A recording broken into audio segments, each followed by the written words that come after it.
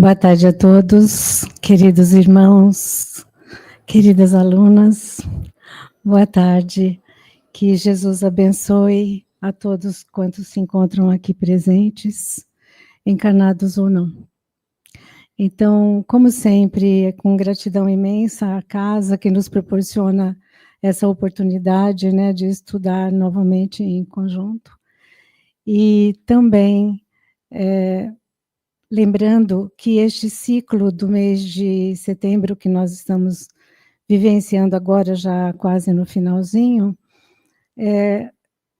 a mim, pelo menos, falou profundamente, porque tema extremamente atual, importante, já que nós estamos vivendo em plena transição planetária, com todos os complicadores que ela trouxe para nós, né? E muita coisa sendo colocada à mostra, e entre essas coisas que estão sendo colocadas à mostra é o que nós fizemos com o nosso planeta até aqui. Então, os palestrantes que nos antecederam, todos eles trouxeram uma contribuição grandiosa para o nosso despertar, para a nossa parte. O que é que nós podemos fazer para reverter o processo que nós ajudamos a que chegasse ao ponto em que chegou. A Terra está doente e nós somos convidados a curá-la. Então, quando a gente vê falar dessas catástrofes todas que estão acontecendo em nosso país e pelo resto do mundo, chuvas torrenciais inundando aqui e lá, terremotos, ameaças de vulcões que estavam considerados extintos, vindo novamente a explodir. Quando a gente vê tudo isso, eu ouço às vezes pessoas falarem: esse mundo está sem controle.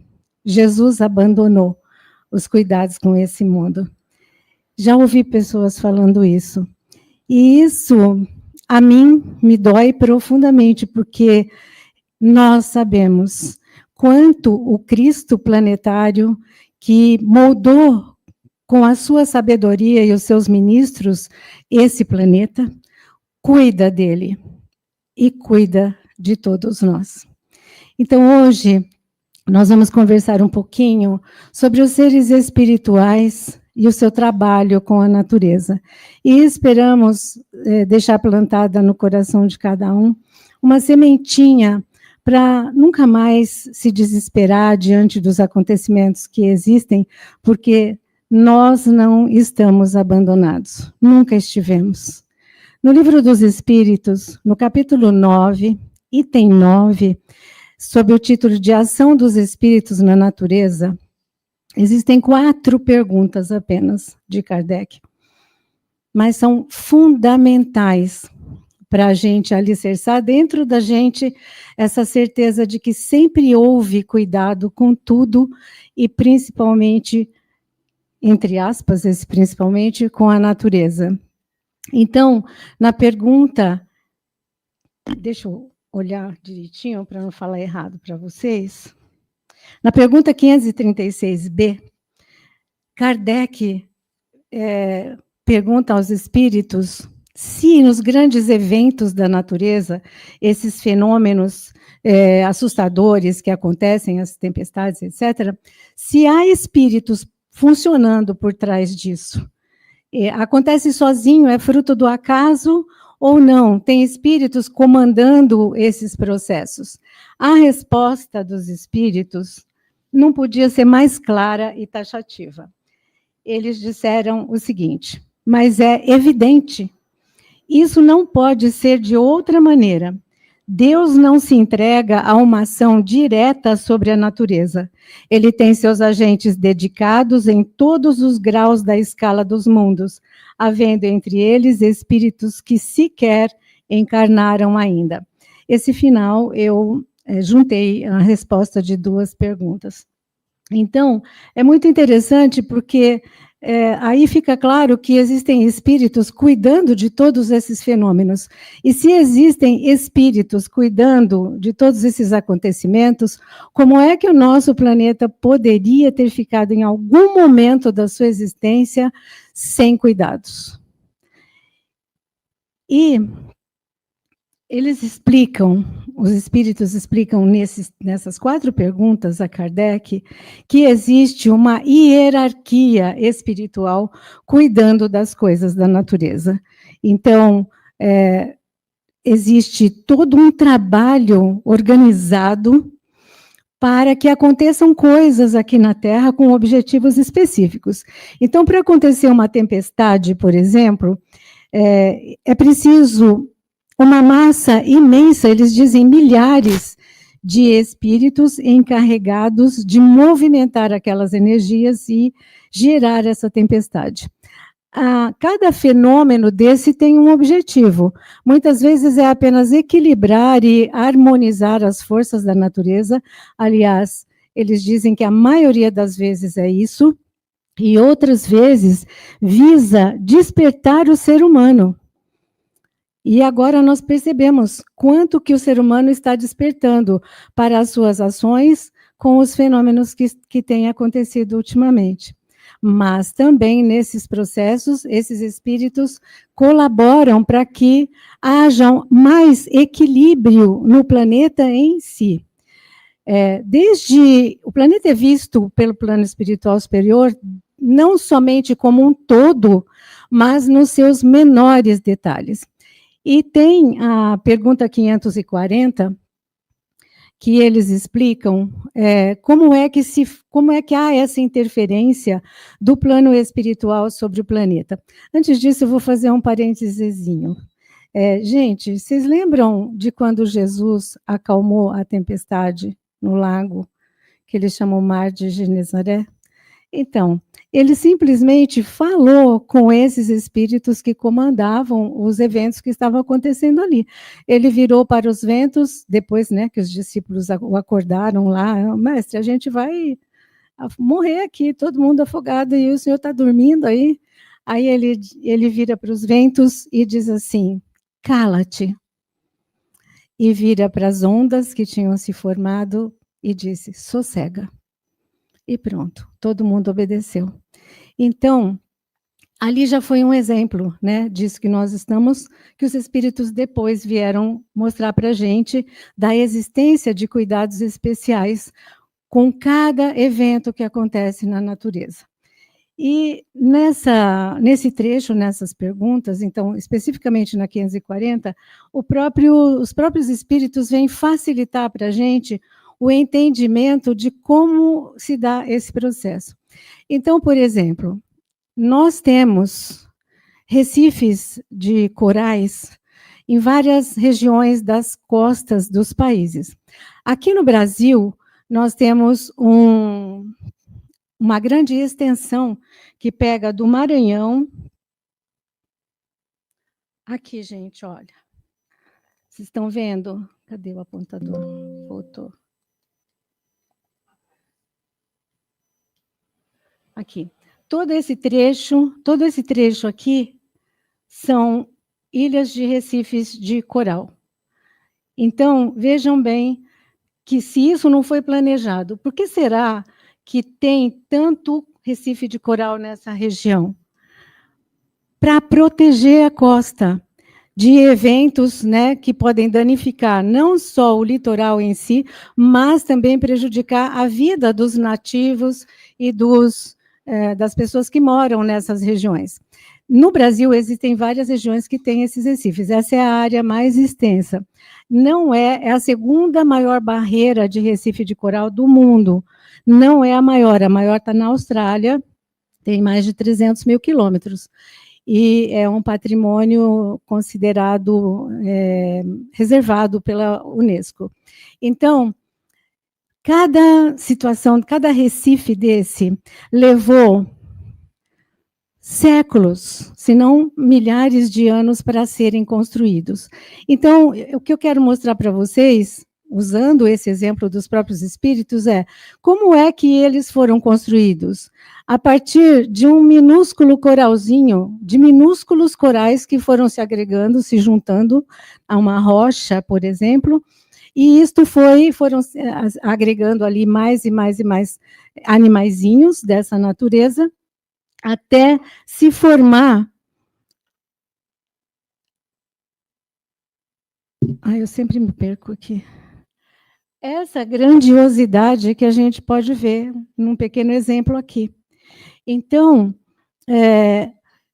será que esses coraizinhos, de repente, pensaram assim, vou lá, vou juntar e vou fazer uma barreira, né? Não é bem isso. Então, existe um planejamento entre os espíritos angélicos sobre isso, estão vendo o planeta e as necessidades que está de melhorar determinados aspectos. O planeta está sempre sendo cuidado, sempre.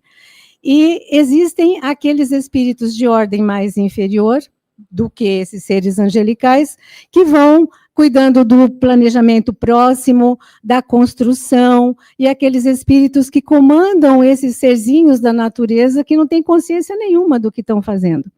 Eles vêm ali e vão se juntando e, de repente, eles construíram uma estrutura tão maravilhosa onde outros tipos de vida também acontecem. E esses outros tipos de vida que estão acontecendo ali estão favorecendo a vida humana daquelas pessoas que são nativas da região ou que vieram morar nessas regiões. Muitos deles sobrevivem de pesca, uma pesca artesanal, né, que fazem ali. Nós não vamos entrar nos detalhes do que nós estamos fazendo com esses recifes de corais, mas existe um adoecimento pelo aquecimento global, existem pessoas que vão visitar e tiram pedacinhos, então tudo isso hoje está sendo regulamentado. Mas o que eu queria mostrar para vocês é a gradação espiritual até chegar nesses espíritos que executam as obras sem ter noção alguma do que isso acontece, de que estão fazendo. E o mais interessante nisso também, gente, é que esses espíritos pequeninos sequer reencarnaram ainda. Então, são palavras do espírito que respondeu, eu não sei se é São Luís, que respondeu a Kardec entre essas 4 perguntas. Então, muitos deles ainda não chegaram ao meio da humanidade e já estão trabalhando, já estão servindo.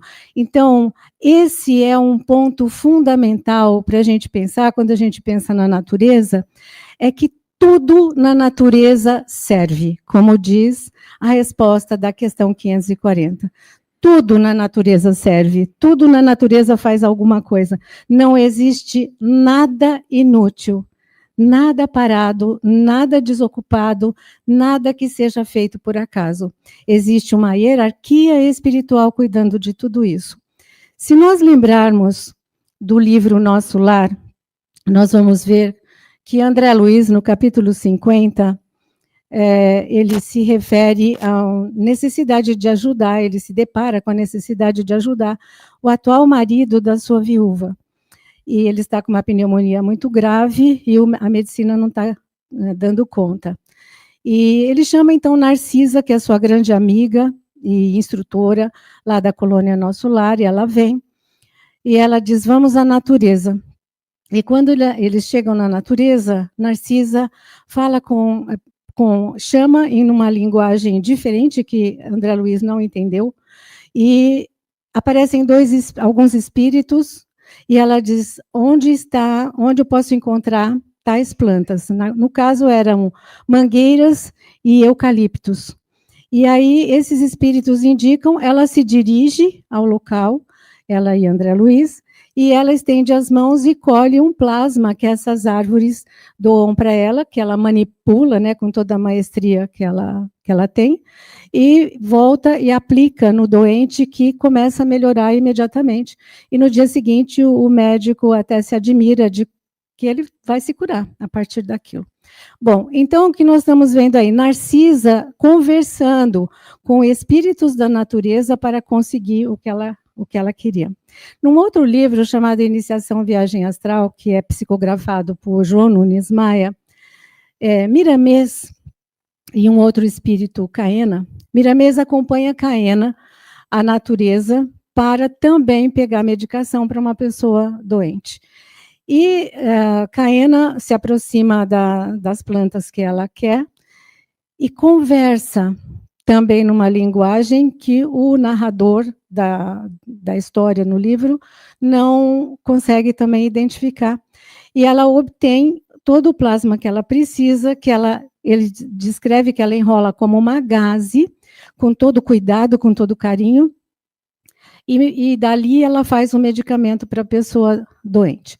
E Miramês, então, vai explicar para a gente o que aquilo significava. Essa conversa de Caena, que é um espírito extremamente voltado à natureza e dedicado a ela, com quem Caena falava, né? O que aconteceu para que ela conseguisse todo aquele plasma vegetal que ela precisava. E Miramês explica que são serezinhos que ainda não reencarnaram, que estão num processo, numa fase evolutiva transitória, e nesse mesmo período em que eles estão nesse processo transitório, eles já estão servindo na natureza. Eles são encarregados de movimentar as seivas da planta, da vegetação, para todas as partes dela. Então, fortalecendo aquela seiva vital, né? E, bom, para quem está aí um pouco preocupado com essa história que eu estou contando, nós vamos, então, buscar o Kardec. O Allan Kardec, no livro, na Revista Espírita, de março de 1860, ele registra uma comunicação espontânea de Etânia. Etânia diz ser um dos espíritos da natureza que cuida das flores, do desabrochar das flores, das suas cores, do seu perfume. Ela veio e através de um médium, psicografou essa mensagem. Claro que o Kardec não ia deixar barato, né? Essa mensagem aconteceu no dia 23 de dezembro de 1859. No dia 30 de dezembro de 1859, exatamente uma semana depois, na próxima reunião mediúnica, Kardec lança a pergunta sobre Etânia. Como é que eu posso entender isso daqui? Ele já tinha organizado o livro dos espíritos, então já tinha toda essa parte das 4 perguntas sobre os espíritos da natureza. Mas ele faz a pergunta novamente e São Luís responde para ele que Etânia, na verdade, é um espírito em transição. Ela representava toda uma pleiade de espíritos que trabalham junto às plantas em geral. E que ela ainda não tinha encarnado no meio dos humanos. Muito bem. Então, se nós temos este aval desses espíritos todos, de Kardec, dessas psicografias, de André Luiz, que fala não só sobre essa a aquisição das plantas, do plasma das plantas pela Narcisa, mas quando ele fala lá no capítulo, que eu não me lembro agora qual, que ele fala sobre o Rio Azul, e ele fala dos cuidados que a espiritualidade tem sobre o Rio Azul para magnetizar a água, fluidificar para que ela sirva toda a colônia, e ele fala que quem faz esse trabalho é o Ministério de Espíritos de maior envergadura espiritual, que é o Ministério da União Divina. É a única coisa na colônia mais palpável, digamos assim, esse palpável entre aspas, que esse Ministério da União Divina faz, é cuidar dessas águas. Então, essas águas, depois, elas são despejadas em termos de fluidos, segundo o que André Luiz fala lá, sobre a Terra. Então, veja só quanto cuidado o plano espiritual tem com todas as formas da natureza. Trouxe aqui pequenos exemplos, apenas para a gente entender. Mas eu quero fazer uma pergunta. Nós somos seres espirituais ou não? somos seres espirituais encarnados. E o que é que nós podemos fazer ou que nós fazemos para colaborar com esse processo da natureza no nosso planeta? Até há pouco tempo, nada, né? A gente destruía, porque muitos de nós não tínhamos ainda nenhuma consciência do que estávamos fazendo. Mas, a partir de algumas décadas, isto foi levantado pelos cientistas, ecologistas, estudiosos da natureza e mostrado para a gente quanto a gente está acabando com a nossa própria vida aqui na Terra com as ações descontroladas que a gente resolveu tomar. Então, eu trago para vocês boas notícias. Já existem ações sendo feitas e com grande sucesso no sentido de recuperar muita coisa em nosso planeta. Aqui no Brasil, eu vi notícias muito interessantes, porque o plano espiritual também não dá folga, né? Ligando a televisão, a semana passada, eu vi uma reportagem de Amir Klink, aquele navegador, que ele fez toda uma série no Amazonas, com a população que vive naquelas casas flutuantes. E os depoimentos daquele povo falando sobre a necessidade de preservar, de usar sustentavelmente os recursos da natureza, mostrou a vida deles ali como é, o que eles fazem e tudo mais para conservar aquilo. Biólogos lá estudando a região e felizes da vida com o tipo de vida que está que está acontecendo naquela região. Então, esse é um exemplo para a gente de que alguma coisa já está nascendo nesse sentido aqui no nosso país. Lá fora, não sei.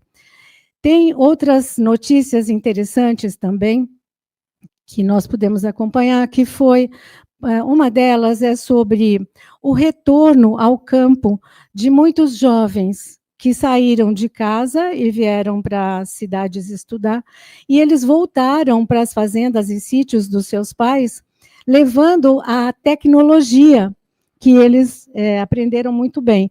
E aplicando essa tecnologia nesses sítios, nas culturas, na plantação. Então, eles estão instalando, junto aos seus pais, uma forma de cultivo do solo que não degrada o solo.